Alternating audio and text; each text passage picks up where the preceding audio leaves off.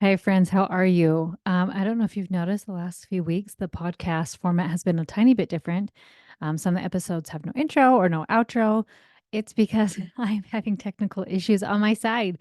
I have been using a certain platform to just upload my podcast myself, and they have completely changed it, and I'm trying to figure it all out. Maybe I will get it fixed in the future. Maybe I won't, but I will still be here every time and at least get this part of the podcast done. So thank you for your patience.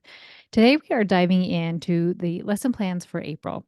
And I have some pretty fun things in store for April. And I thought it would be so fun to do May, to do a really simplified schedule because I know sometimes in May we are maybe just barely pulling along and doing our very best. And maybe you're finishing up something. So I thought it would be super fun that when we get to May, I'm just going to give it away. I'm just going to give it to you for free. So make sure you're on my email list, or I'll give you a spot where you can grab that. So I'm going to be doing that in May, and it'll be a really fun, simplified version. Give you time to finish anything else you wanted to finish up, but also give you some structure if you're still going strong in May. So excited to do that. But today I want to talk about what we are doing for April. So, once again, there is no rush in homeschool. If you guys have been loving what we've been doing and you're like, we want to stay and we want to talk about all of these amazing things and we want us to dive in on this person and go do all these things, then by all means, do that. This is just merely ideas and suggestions for you to keep your school going. So you don't have to go and research all these YouTube videos, or you don't have to find an activity or what books to read, all those types of things, just trying to make things as simple as possible. So here on the podcast, I just kind of give you the general idea. And then obviously, if you want all the books and all the guides and all those types of things, then I will do that. But I know a lot of you just like to have some direction and then grab your own book. So I'm glad that this helps you. So in April, one of the challenges I found is because every month I have been doing one of my successful six habits and skills with your children. So we've done finances, emotional, mental, physical, social. So we're to the final one, which is the final S, which is spiritual. And the part where I was struggling with this is because spirituality to me is the most individualized. Whether you're religious or not religious, do you belong to a certain religion, right? Do you believe in Jesus? Do you not believe in Jesus? Do you believe in God? Don't believe in God? All of those types of things. And so I found myself really stuck of what to do because I've had people reach out to me before, like, we're not super religious. Are all of your books religious? And so I love that it can be for the masses. But I also loved this idea of, but there are a lot of you who are spiritual and who do want to talk about those things. And I thought, how in the world do I tackle that? Right. So I was trying to be really prayerful and really mindful of spiritual, of really making them general without making them specific, but allowing somebody the space with these books to either then dive deep and say, like, here's some of the symbolism with it, or to just say, this is a really cute story. So, as I was praying and thinking about all these things, I had the idea of Narnia, of Chronicles of Narnia. So that could be your teens reading, it could be your monthly reading of just Narnia. I found a children's version of the Lion, the Witch, and the Wardrobe. So, if you are religious, you can go into the symbolism of Aslan and all the things that they do. And if you're not, it's just a really beautiful story. So, I thought that would be a really great way to really touch on the subject of spirituality and maybe a higher power without putting it in a child's face, right? And so, I have some books from C.S. Lewis and Max Lucado where there's just a lot of symbolism that you can make it mean that it's a higher power, or it can just be a lovely story. And I'm really excited about that because to me, it was a great way if you are religious, because we had my 12-year-old just finished The Lion, the Witch, and the whole Chronicles of Narnia series. So we, for Classic Movie Sunday, watched I think there are three movies they made. So we watched all those, and then we like went on this awesome conversation and deep dive of what is the symbolism of all of these books. But if you're not religious, you can just be like, what a great story. That is so fun. It's very captivating, right? All those types of things. So I'm really excited about that as far as our habits for spirituality that I will be adding in.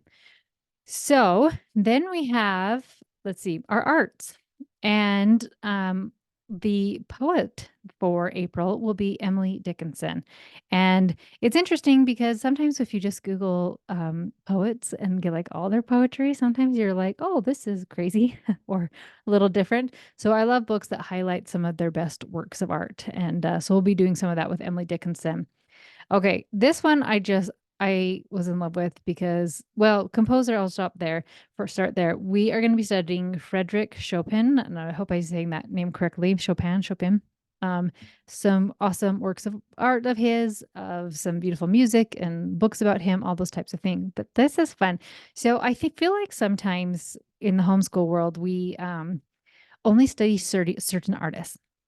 And we're very, very particular, right? We do Da Vinci a bazillion times, and Michelangelo and Rembrandt and Van Gogh. So we like all of these good classics, but sometimes we forget people who are different. And I don't like that. I like including everybody. So we included Picasso. Geez, was I don't even think it was in these lessons plans. I think I just did that in my own homeschool last year. And I know some people are like, I hate Picasso. He's crazy. His art is ridiculous, all those types of things. But the reason I loved it so much is because one of my kids wouldn't create because it didn't look perfect or didn't look like this masterpiece that we were studying. And when we did Picasso, we made crazy art and we did faces and we just had tons of construction paper and so it could be any color and the eyes could be any shape and they could be anywhere in your face and then same with the nose and all those types of things and all of a sudden it gave this kid this space saying, "Oh, I can create and it doesn't have to look a certain way." So it totally gave my son this space to realize that art gets to be so many different ways and not just these classic artists who are beautiful and I love their works of art. There's just so many more. So this one is going to be a very different one and I'm excited about it. So, and I hope I say his name right. That's not my strong suit is pronouncing people's names correctly. So I apologize because it goes in with what our science will be. But we are going to be studying Louis Wayne. And he was a British artist who painted cats and a lot of cats. And it's most likely that he was schizophrenic and started to decline his mental health and all these types of things. And so his works of art, you will see a shift from when his mental state was better to when it gets more, what's the word, as he goes on a decline. And so you'll see the art just get really, really different in exploring these types of things. But I just love the idea. This man really loved cats, and I love cats. I do, but I just thought how interesting that he was able to take a subject he loved and create with it. And I love that idea with our kids. So often we're just like, you have to fit in this beautiful little box. And sometimes even as homeschoolers, we're like, no, get outside the box. And then we start teaching, we're like, but kind of be in a box, right? And we got to learn these types of things and do these types of things. So I love grabbing somebody that's just completely different. And so I found some really awesome books with him, some really fun videos, all of those types of things to just really study him. There is a movie about him. I cannot remember what it is even rated or if it's appropriate. You would have to go and check that out if you wanted to see kind of his story and his life through a movie format.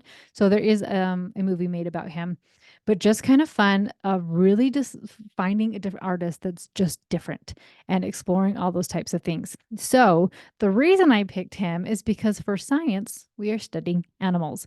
So I thought how fun to have our artist be somebody who is painting cats, and then for our science, having animals. So there are so many awesome ways you can go with animals. I mean, really, if you don't want to buy any book, you can just go to the zoo. You can walk around the neighborhood and try to find animals. I don't know where you live. We live in a rooster alley. Our rooster is actually gone, but our neighbors, let's see, we had one, two, three, four other neighbors. And then at one time we had my rooster. So five roosters. So the summertime, it's hilarious here. One of my neighbors has goats, just different things like that where you can find animals in your town. If you're in a city, right? I bet you have a lot more dogs and different types of dog breeds and different things that you could just really find with that. Going to a zoo, looking stuff up online, lots of stuff like that. And then always I'll have some book recommendations, some fun stuff. But you know what's funny? We have animal flashcards, and my kids love these flashcards. And we'll look at these flashcards all the time that just have little sciencey facts about them, about animals, and all of those fun things. And so something as simple as that. So lots of fun things with animals. Usually I always have writing. So with our writing for April, it is actually going to be a animal project where you'll get to dive into an animal, learn about it, kind of do a research project, a really simplified form if you have younger kids, but obviously you could go much more in depth with older kids. So just trying to have everything kind of relate to one another. Okay. Then we have history. So we kind of are going on still. We've just been doing a deep dive with America, and I love, love, love doing deep dives. And I think it was either a reel or somewhere I was reading, but what's so fun about homeschool is that we get to dive in and find out why. So instead of just saying the American Revolution War started in the late 1700s, and in 1776 they signed the Declaration of Independence and yada, yada, yada, America becomes a new nation. But it's like, why in the world were the Americans fighting the British in the first place, right? So I love that we got to study so much why. And so this last month in March, we did the Constitution. And so we're going to add on to that and add on to the Bill of Rights. And for older kids, if they're really, this would be if a kid is really wanting this, but the Federalist Papers.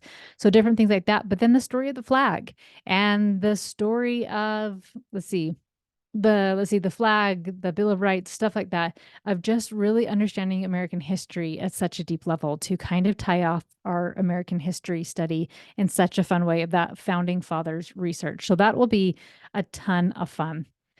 For teens, I have lots of fun books for spirituality. Once again, I went with stuff that was just written by C.S. Lewis so that it is kind of just Christian neutral. One of them is Christian Heroes. So if you are not super religious, you could just even read it as a person, just like I would read somebody else, like, oh, this is a really neat Jewish man, or this is a really neat Muslim woman, or something like that, right? So you could read it in that context of this is just a nice story about a man who happens to be Christian if you are not religious. But if you are, then fantastic and dive in. Either way, it works. Some awesome books about animals, history, the law. So we have a version, right, for younger kids, of the real version of the law for older kids, all those types of things of just really being able to dive in and create this amazing homeschool for you. So our memorization will be a poem by Emily Dickinson. Our scripture this month, what is it? Oh, it's about love, right? So First John, let's see, John chapter 4, verses 7 and 8. So just really diving in about love and God's love for us because we are working on the habit of spirituality. So you can just go ahead and take these topics and go and create whatever it is you want to create. If you're like Meg, I'm burned out, you can go on over to coachmegthomas.com and you can grab a lesson plan. I always do a link in my Instagram as well at Coach Meg Thomas, and we can really dive in and I can help you create such an amazing homeschool. So make sure you go ahead and grab those, or if you have any questions, please feel free to reach out to me, and have an amazing rest of your day. See you, friends.